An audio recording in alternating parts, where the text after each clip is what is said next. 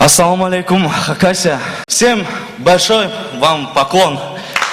Адилет Азимов бул сынакта гран-при түгүл экинчи же үчүнчү орунга да татыбайм го деп ойлогондугун айтат. Анткени сынакта этно жанрына басым болгон.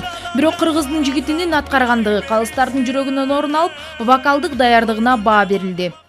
Kalın el barga çok koçunay gelirse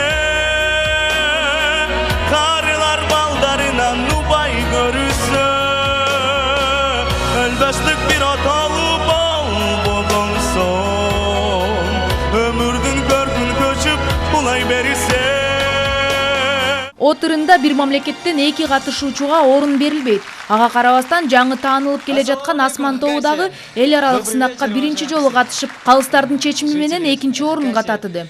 Мы очень рады побывать у вас в таком международном конкурсе. Отуру сынагы Хакасияда ар бир 3 жылда өтүп турат. Мунусунда 20дан ашык ырчылар Сербия, Түркия, Кытай, Монголиядан, Казакстан, Армения, Башкортостан, Таджикистан, Крым, Бурятия, Тувадан жана Алтайдан катышты. Этно-поп, этно-рок, этно-джаз.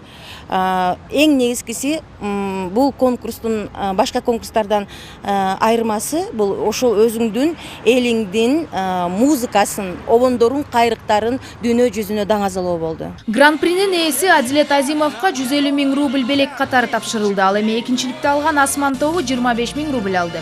Ширина Санакунова, Бекназар Шерманбетов, Коомдук, 1 канал.